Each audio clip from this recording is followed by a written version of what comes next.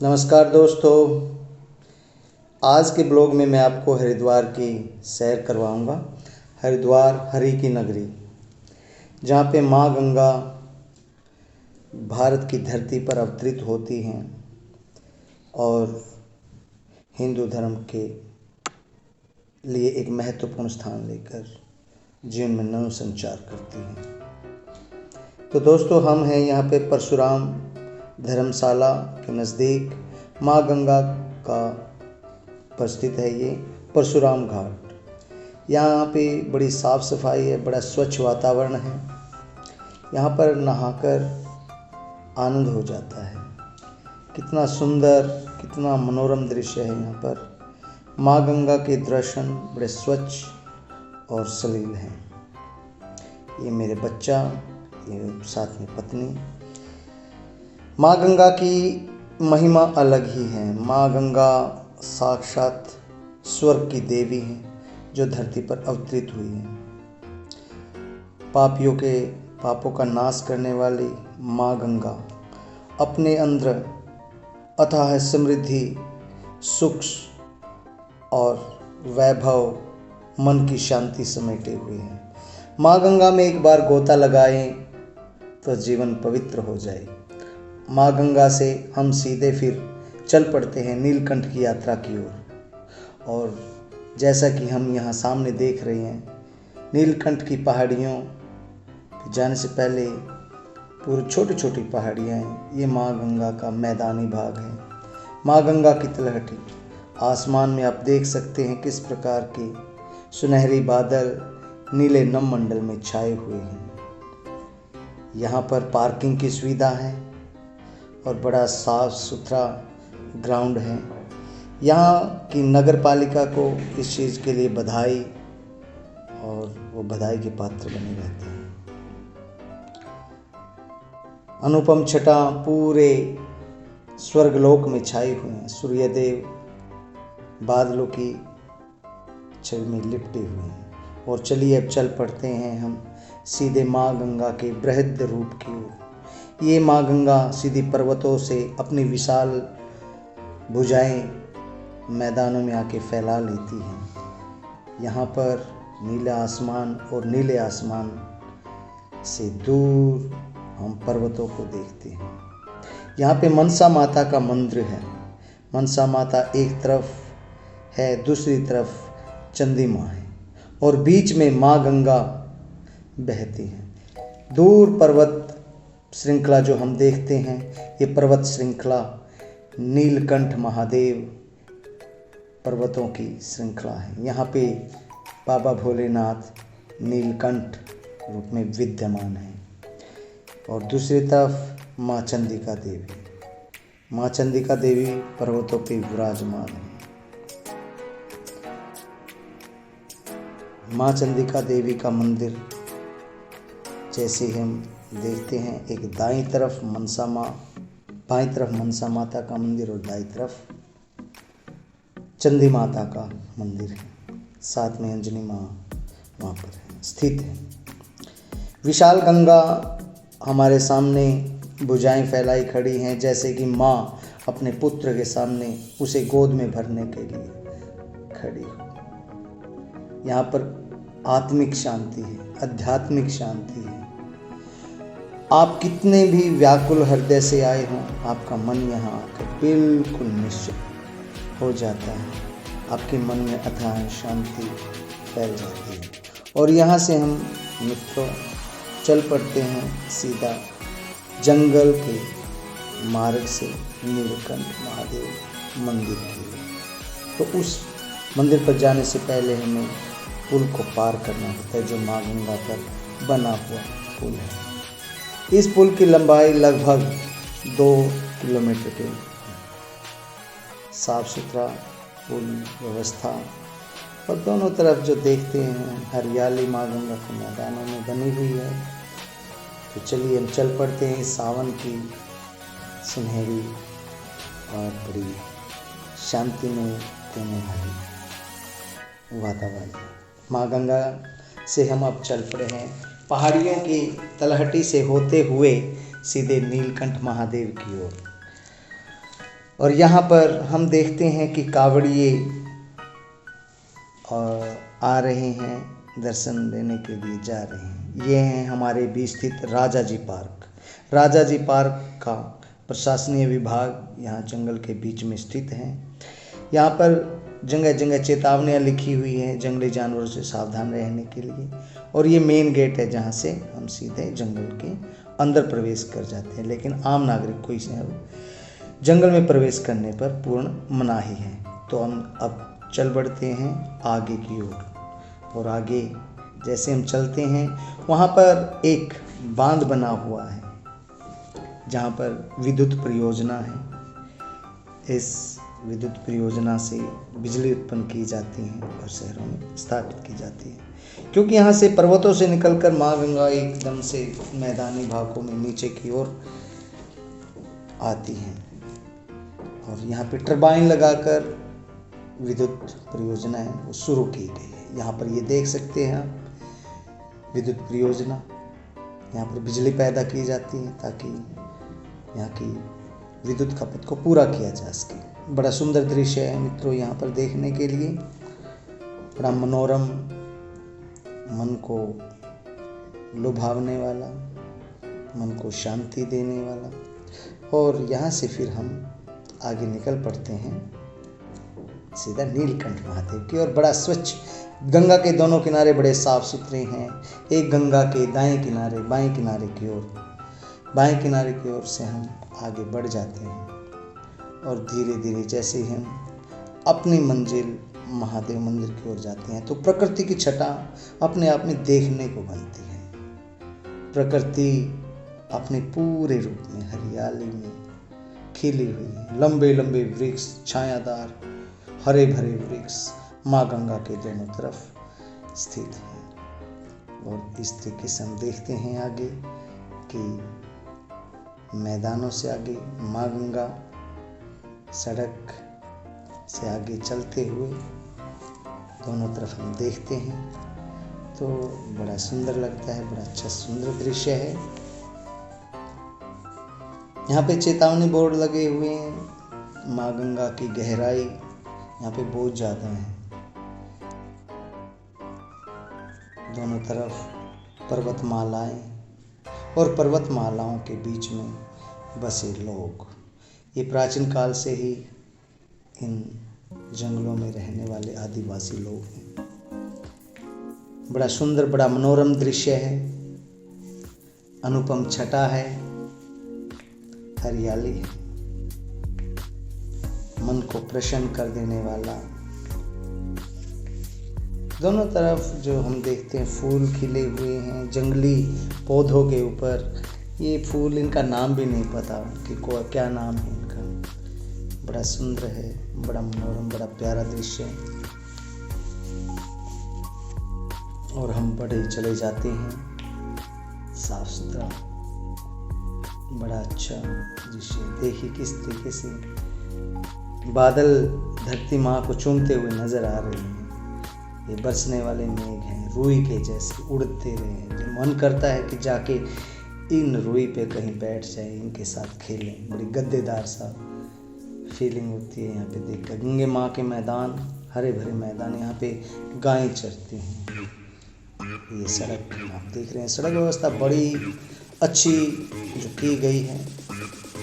तनिक भी कोई गड्ढा नहीं है, कोई थोड़ा सा भी डिस्कम्फर्ट देने वाले कोई ऐसी नहीं है।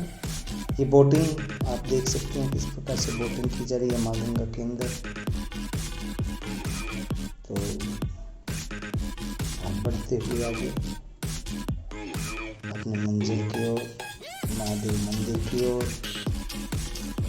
बड़ा आनंद आ रहा है यात्रा में। ये वो तीर्थयात्री हैं जो दर्शन करके आ चुके हैं, बाइक से ही गए थे। महादेव भगवान के सुबह सुबह दर्शन करके वहाँ से लौट रहे हैं। बाइक पर हैं सभी, देखिए आप। ऐसे बड़ा मन लुभावने वाला दृश्य है।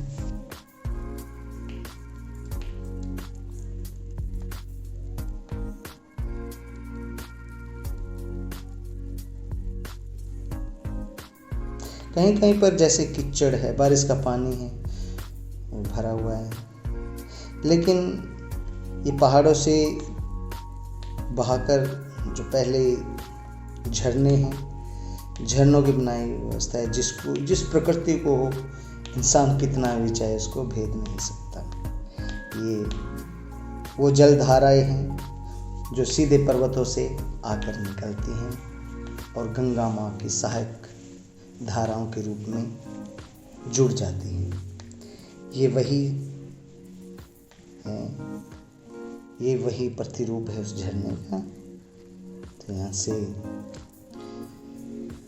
फिर आगे बढ़ते हैं हम। काफ़ी ये हम कह सकते हैं कि हरिद्वार से नीलकंठ महादेव लगभग 30 किलोमीटर की दूरी पर है। प्रकृति की छटा, मनोरम दृश्य, इनसे घिरते हुए पता ही नहीं लगता कि आप कब और कैसे अपने इंगित स्थान पर पहुंच गए। प्रकृति के इन दृश्यों को छोड़ने का मन ही नहीं करता। मन करता है कि कहीं इन्हीं प्रकृति की गोद में आकर मैं समा जाऊं। दूर पर्वतमालाएं दिखाई देने लगी हैं। जलधारा गंगा माँ से बहती हुई पर्वतों से निकलकर सीधे हरिद्वार नगरी की ओर बढ़ गई है। हरियाली और बीच में मिट्टी। देखिए कोई गांव है ग्वालों का, कोई पशु चराने वाले चरावाहों का कोई गांव, बड़ा ही सुंदर, बड़ा ही मन लुभावना। इनके लिए शब्द नहीं है मित्रों। इस सुंदरता को किन शब्दों में हम बांधे। सुंदरता ही इतनी बिखरी हुई है। शब्द कम पड़ जाएंगे, काव्य कम पड़ जाएगा, लेकिन प्रकृति का बखान करना मुझ जैसे साधारण ब्लॉगर के लिए संभव नहीं है। यहाँ पर ये देखिए बीच में नगरी कहीं दिखाई दे रही है। सुंदर होटल यहाँ पे लोगों ने बना लिया है। बिजनेस तो है, प्रकृति के साथ छेड़खानी भी है, बड़ा दुखद भी लगता है, लेकिन कोई बात नहीं। धीरे धीरे सब अपने में मानवता है। मानवता से बड़ा प्रकृति में कुछ है ही नहीं। अपने आप संभलेंगे तो। हम यहाँ पर नीलकंठ की पहाड़ियों में पहुँच चुके हैं और अब हमारा सफ़र शुरू होता है। पहाड़ियों की चढ़ाई करते हुए हम ऊपर चलते हैं तो माँ गंगा और ऋषिकेश का दृश्य यहाँ की पहाड़ियों से झलकता हुआ आप देख सकते हैं इन पहाड़ियों को। और इन पहाड़ियों के बीच में ही ऋषिकेश नगरी, ऋषि मुनियों की नगरी विराजमान है। धीरे धीरे आगे जाते हुए पहाड़ों के बीच में सड़क व्यवस्था बहुत अच्छी बनाई हुई है। सड़कें बिल्कुल चिकनी और सपाट हैं। कहीं कहीं पर थोड़ा बहुत अवरोध है, लेकिन वो ठीक है। यहाँ पे माँ गंगा के झलक बीच बीच में से पर्वतों के, जैसे आप चढ़ाई की ओर चलते हैं, पर्वतों की चढ़ाई करते हैं, वहाँ से आपको दिखाई देती है। बीच बीच में माँ गंगा के दृश्य। इस दृश्य को अपने शब्दों में कहना वाकई में बहुत बड़ा कार्य है, बहुत बहुत बड़ा। माँ गंगा वृक्षों के बीच में से आशीर्वाद देती रहती हैं, हमारे तन मन आत्मा को शुद्ध करती रहती है, हमारे अंदर हौसला भरती रहती है। माँ गंगा की छटा, माँ गंगा का ही तो पवित्र जल लेने के लिए हम यहाँ आते हैं। अपने उद्देश्य की ओर निरंतर प्रस्थान करते हुए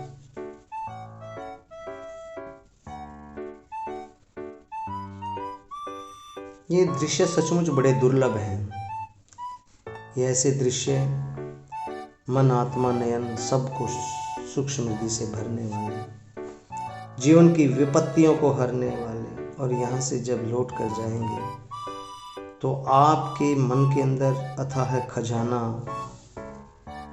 अथाह संपदा, सुख और पवित्रता भरकर आप अपने साथ लेकर कर जाएंगे, ये हमारा आपको विश्वास है। यहाँ पर आकर व्यक्ति सो जाता है, कहीं पर भी अपना चादर बिछाए और लंबी तान के सो जाता है। भाई अमीर गरीब सब यहाँ पे बराबर हैं। बस आप पैसे वाले हैं तो सुविधाओं के साथ अपने आप को यहाँ और बुरा कर लेंगे, यहाँ पे गंदगियाँ फैलाएंगे। लेकिन अगर आप सिंपल इंसान हैं, एक सिंपल साधारण मानव है, तो यहाँ पर आप आएंगे और सीधा मिट्टी पर सो जाएंगे। इतनी पवित्र मिट्टी है, इतना रज है यहाँ की आभा, वाह क्या सुंदर। ये देखिए पर्वतों के बीच में से बनी हुई सड़क व्यवस्था आप देख रहे हैं, बड़ी सुचारू है। और ऐसे ही बढ़ते हुए आप देख रहे हैं किस प्रकार से पहाड़ों को काट के सड़क बनाई हुई है। पहाड़ों के चारों ओर सड़क ऐसे जैसे कि सर्प शिव जी भगवान जी के गले में लिपटे हुए हैं, ऐसे ही भगवान ने अपनी महामाया से ही ये सड़क बनाने का। लेकिन ये बीच बीच में देखिए कैसे गंदगी फैलाई हुई है, जिसको देखकर बड़ा मन दुखी हो जाता है। इंसान को पता है कि वो गंदगी फैला रहा है, सब कुछ उसको पता है। उसको पता है ये पॉलीथीन है, इसको यहाँ पर डालने से प्रदूषण होता है, लेकिन केयर किसको, चिंता किसको? न किसी को भविष्य की चिंता है, न किसी को वर्तमान की चिंता है गंदगी फैलाने से। चलो छोड़ो, क्यों अपना मूड अपसेट करें। आप सिर्फ अपने ब्लॉग पर ध्यान दें। कितना सुंदर मनोरम दृश्य है। काश हम साफ सफाई रख पाते, हर जगह कितना अच्छा होता है। स्वर्ग जैसी नगरी होती, स्वर्ग जैसा ये दुनिया होती। और सच ही कहा है किसी ने, अगर पृथ्वी पर ही स्वर्ग प्राप्त हो जाए तो स्वर्ग की आशा कौन करेगा? Who would like to die if all the pleasures and happiness can be had on this earth? Nobody would like to die. हम धरती से चिपक जाते, फिर हम धरती को नहीं छोड़ते। तो कितना सुंदर दृश्य है। अरे वाह क्या नज़ारा है। यहाँ से हम देखते हैं नीलकंठ की पहाड़ियों के नीचे माँ गंगा जो बह रही है। माँ गंगा के बीच में कहीं कहीं बड़े बड़े मोटे मोटे पत्थर हैं जो पर्वतों पर टूट गया। ये नीलकंठ महादेव मंदिर, कितना सुंदर नीलकंठ महादेव यहाँ पर मेडिटेशन में बैठे, उस योग साधना में यहाँ पर बैठे हुए हैं। यहाँ का दृश्य बड़ा मनोरम है, विश्व विख्यात। लोगों ने यहाँ पे धर्मशाला बनाई हुई है रहने के लिए। तो कभी आप आए तो नीलकंठ महादेव पर दर्शन करके वापस मत लौटें। कोशिश करें कि आप यहाँ धर्मशाला में रुकें, जल्दबाजी में दर्शन करने नहीं आए कि मुझे आज पर्वत पे चढ़ना है, महादेव जी के दर्शन करने और साथ में वापस आना। वापस आने के बारे में मत सोचा करो। एक बार अपना 24 घंटे तो लगाओ यहाँ पर, आपको अच्छा लगेगा। बहुत ही सुंदर दृश्य है यहाँ पर।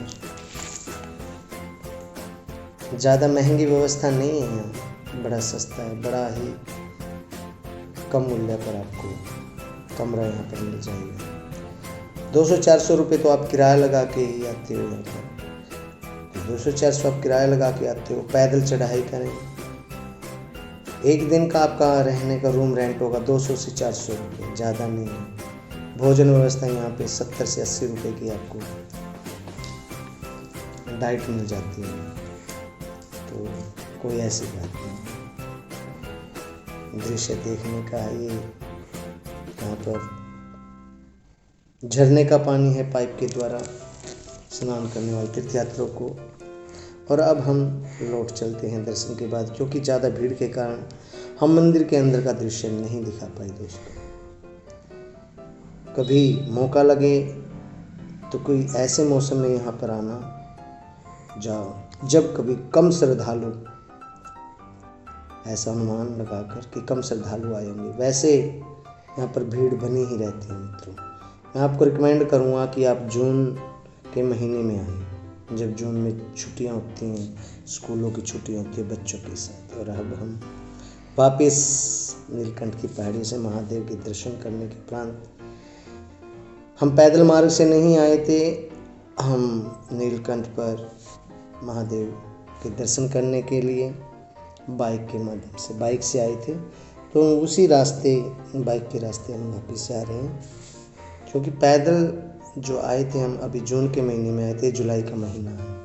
ये खेत हैं, यहाँ पर देख रहे हैं कितना पर्वतों के आसपास कितना प्यारा गांव बसा हुआ है। इसकी चोटी पर बादल देखिए कैसे चूम रहे हैं पर्वतों के शिखरों को। कभी कभी बारिश हो जाती है, कभी रुक जाती है, पता नहीं लगता इस मौसम का पहाड़ों में कि कब बारिश शुरू हो जाए और कब बंद हो जाए। दोस्तों, बड़ा सुंदर दृश्य है। माँ गंगा पर्वतों से नीचे हम देख रहे हैं, ये बीच बीच में पत्थर हैं गंगा माँ के, जो बड़े पत्थर हैं आप देख सकते हैं। ये मंदिर है, माँ गंगा के किनारों पर असंख्य मंदिर बने हुए पर्वत, और पर्वतों के ऊपर ये घास नहीं है, ये बहुत बड़े बड़े वृक्ष हैं। इतने बड़े वृक्ष, इतने ऊंचे कि अनुमान लगाना बड़ा मुश्किल है। मंदिर भी छोटे छोटे जान पड़ते हैं, इतनी ऊंचाई से। साफ स्वच्छ वातावरण होता है।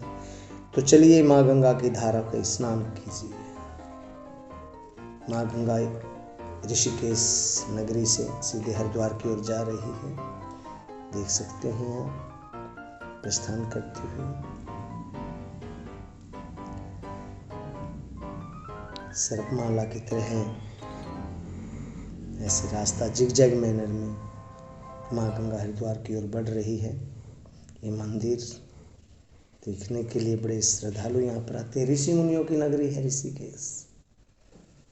बड़ा सुंदर, बड़ा अनुपम दृश्य, प्रकृति की छटा बिखरी हुई है चारों ओर। गंगा का शीतल जल स्नान करके जिसमें मन पावन हो जाता है, कोई भी शरीर में रोग नहीं रहता, क्योंकि माँ गंगा का जो जल है वो अपने साथ पर्वतों में से असीम जड़ी बूटियों को वनस्पति से प्राप्त उनको अपने साथ लेकर आता है। और दोबारा से हम यहाँ पर आ गए कनखल में। कनखल में महादेव शिव भगवान की ये ससुराल है। यहाँ पर माता सती के साथ उनका विवाह हुआ था, और इस विवाह उपरांत जब यज्ञ किया गया था राजा दक्ष के द्वारा, ये दक्ष मंदिर है जिसके हम दर्शन करवा रहे हैं आपको, दक्ष मंदिर। तो यहाँ हवन कुंड है। हवन कुंड में माता सती ने अपने प्राण दे दिए थे, क्योंकि वो कथा आपने पढ़ी है, सुनी है।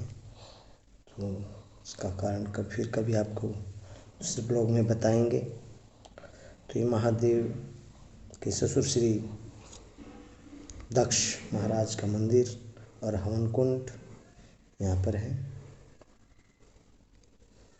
माँ गंगा का किनारा, साफ सुथरा जल, ये हरिद्वार नगरी। हम जा रहे हैं अभी हर की पौड़ी की ओर प्रस्थान करें। हर की पौड़ी की ओर बढ़ते हुए मंदिर देख रहे हैं। यहाँ पर मनसा माता का मंदिर पहाड़ की चोटी पर, वहाँ पे मनसा माता विराजमान है। और इसके बाईं तरफ जो चंडी माता का मंदिर है, बीच से गंगा माँ बह रही है। किनारे किनारे हम सीधे हर की पौड़ी की तरफ जा रहे हैं। यहाँ से हर की पौड़ी लगभग 1 किलोमीटर दूर है, जिसको दूरी को हम शीघ्र पार करेंगे। ये ओम के आकार से माँ गंगा के ऊपर पुल बना हुआ है। यहाँ से गंगा माता कनखल की ओर प्रस्थान करती है इस पॉइंट से।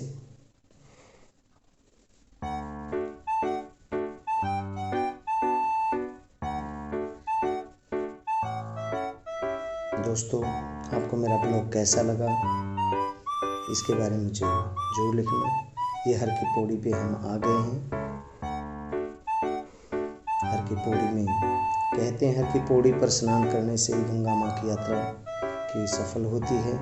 हर की पौड़ी पर स्नान करना अत्यंत आवश्यक है, ऐसा कहा गया है। तो ये हर की पौड़ी के पास जो टावर क्लॉक है, टावर क्लॉक मंदिर वहाँ पर है।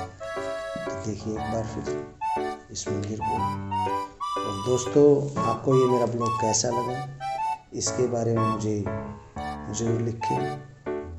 आप आगे भी बड़ी अच्छी और सुंदर वीडियो पाना चाहते हैं जो प्योर होंगी, सीधे दिल से होंगी, तो आप मेरे चैनल को सब्सक्राइब करें, शेयर करें।